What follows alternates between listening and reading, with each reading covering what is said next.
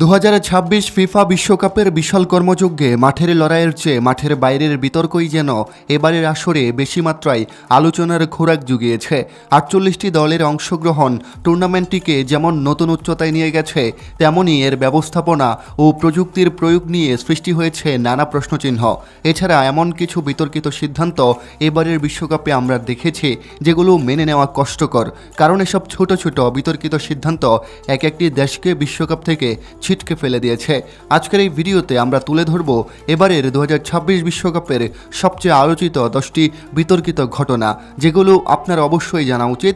ভিডিওর মাঝে এমন কিছু বিতর্কিত ঘটনা তুলে ধরা হয়েছে যা জানলে আপনি চমকে যাবেন, তাই পুরো ভিডিও দেখার অনুরোধ রইল। চলুন একটা লাইক দিয়ে শুরু করা যাক। নাম্বার 10, হাইতির জার্সি থেকে ঐতিহাসিক প্রতীক অপসারণ এবং ফিফার কঠোর হস্তক্ষেপ। ফিফা এবারের বিশ্বকাপে কঠোর রাজনৈতিক নিরপেক্ষতার নীতি অবলম্বন করার নাম করে হাইতি জাতীয় দলের জার্সি থেকে তাদের ঐতিহাসিক ভান্টিয়ারেসের যুদ্ধ বা ব্যাটল অফ ভান্টিয়ারেস এর সূক্ষ্ম স্মৃতিচিহ্ন সরিয়ে ফেলার নির্দেশ দেয়। হাইতির মানুষ মনে করে এটি কেবল একটি যুদ্ধ নয়, বরং এটি একটি স্বাধীনতার চূড়ান্ত লড়াইয়ের প্রতীক, যা ঔপনিবেশিক শক্তির বিরুদ্ধে জয়ের এক অবিস্মরণীয় ইতিহাস বহন করে। ফিফার এই সিদ্ধান্তটি পুরো হাইতিয়ান জাতির হৃদয়ে রক্তক্ষরণ ঘটিয়েছে। বিশ্বজুড়ে ইতিহাসবিদ ও ফুটবল প্রেমীরা ফিফার এই পদক্ষেপকে ইতিহাস বিদ্বেষী এবং অসংবেদনশীল হিসেবে অভিহিত করেছেন।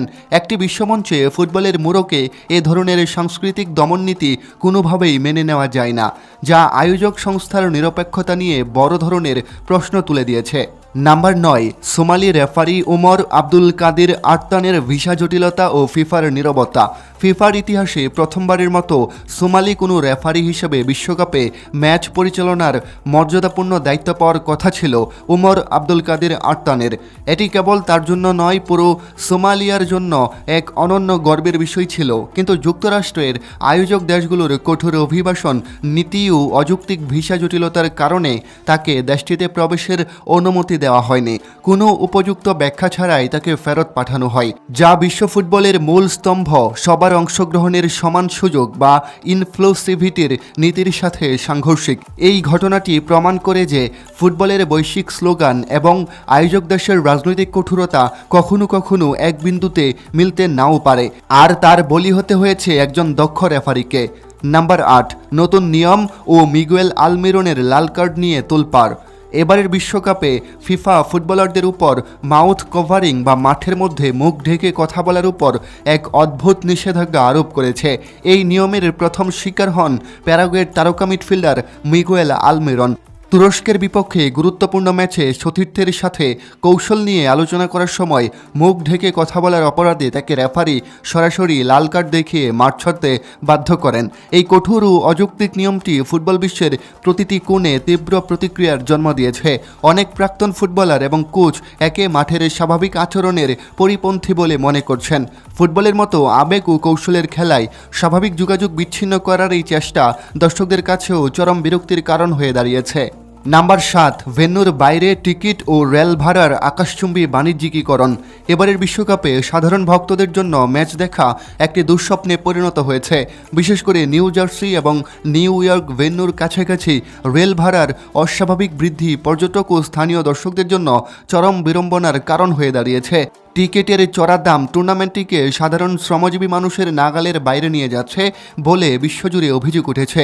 ফিফা এবং আয়োজক কমিটির যৌথ ব্যর্থতায় এই বাণিজ্যিকীকরণের ফলে সত্যিকারের ফুটবল প্রেমীরা গ্যালারিতে আসন পেতে হিমশিম খাচ্ছে।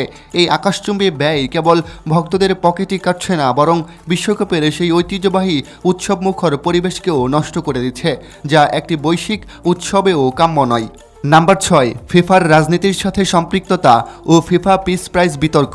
বিশ্বকাপের শুরুর দিকেই ফিফার সভাপতি জিয়ান্নি ইনফান্তিনোর সঙ্গে মার্কিন রাজনীতিকদের জনসম্মুখে উপস্থিতি এবং বিশেষ এক অনুষ্ঠানে ট্রাম্পকে ফিফা পিস প্রাইজ প্রদানের সিদ্ধান্তটি চরম বিতর্কের জন্ম দেয়।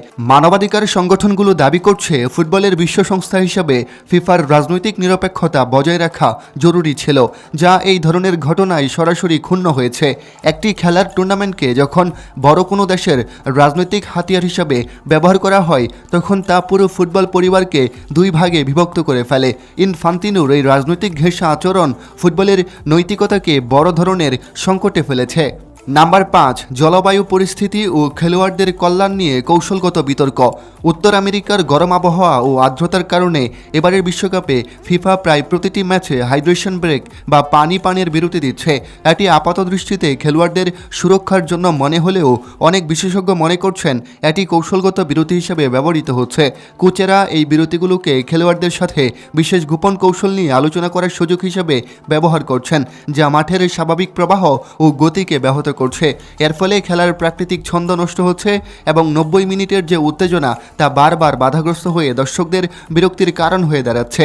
খেলোয়াড়দের কল্যাণ বনাম খেলার ছন্দ, এই দুয়ের ভারসাম্যহীনতাই এবারের বিশ্বকাপ বারবার প্রশ্নবিদ্ধ হচ্ছে। নাম্বার 4, ইরান দলের ভিসা ও আবাসন সংকটের নেপথ্যের রাজনীতি। ইরান জাতীয় দল এবার বিশ্বকাপে যে পরিমাণ প্রশাসনিক হয়রানির শিকার হয়েছে তা অতীতে কোনো দলের ক্ষেত্রে দেখা যায়নি।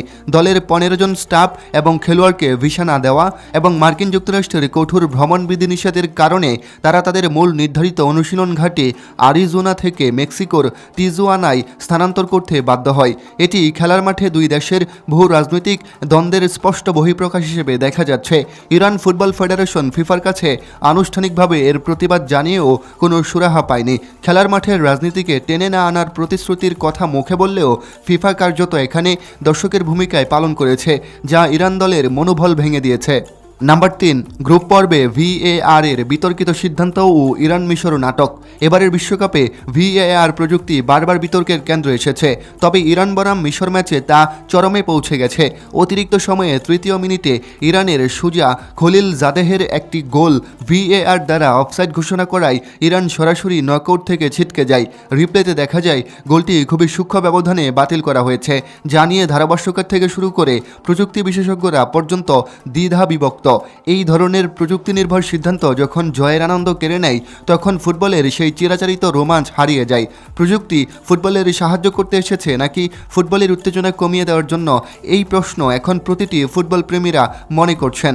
নাম্বার 2, জার্মানির নকআউট পর্ব থেকে বিদায়ে VAR এর হস্তক্ষেপের প্রভাব। এবারের বিশ্বকাপে শেষ 32-এর নকআউট পর্বে 4বারের বিশ্ব চ্যাম্পিয়ন জার্মানিকে প্যারাগুয়ের কাছে হারের স্বাদ পেতে হয়েছে ট্রাইবেকারে। গোলকিপারের সাথে একটি ছোট্ট ফাউল, এটাকে আসলে ফাউল বলা যায় না, সেখানেও VAR ফাউল হিসেবে গণ্য করে এবং জার্মানির একটা গোল বাতিল করে। সেই বিষয়টিও কিন্তু ব্যাপক সমালোচনার জন্ম দিয়েছে। নাম্বার 1, নেদারল্যান্ডস ও মরক্কো ম্যাচে প্রযুক্তির আধিপত্য ও শেষ মুহূর্তে বিশৃঙ্খলা। রাউন্ড অফ 32-এ নেদারল্যান্ডস এবং মরক্কোর মধ্যকার ম্যাচটি এবারের বিশ্বকাপের সবচেয়ে উত্তপ্ত ও বিতর্কিত ম্যাচে পরিণত হয়েছে। ম্যাচের শেষ মুহূর্তে গোল ও পেনাল্টি নিয়ে বারবার প্রযুক্তির হস্তক্ষেপে খেলা কয়েক মিনিট বন্ধ ছিল। আম্পায়ারিং এবং প্রযুক্তির এই বাড়াবাড়ি দুই দলের সমর্থকদের ক্ষুব্ধ করে তোলে। খেলার মূল নির্যাস যখন রেফারির বাঁশির চেয়ে ক্যামেরার স্ক্রিনে নির্ভর করতে শুরু করে, তখন ফুটবল তার প্রাণ হারায়। শেষ পর্যন্ত ট্রাইবেকারে নির্ধারিত এই ম্যাচে আম্পায়ারিংয়ের অসংগতি এবং VAR এর মতো ব্যবহারের ফলে যে বিতর্কের জন্ম হয়েছে, তা এবারের বিশ্বকাপে সবচেয়ে কলঙ্কিত অধ্যায় হিসেবে ফুটবল ইতিহাসে টিকে থাকবে।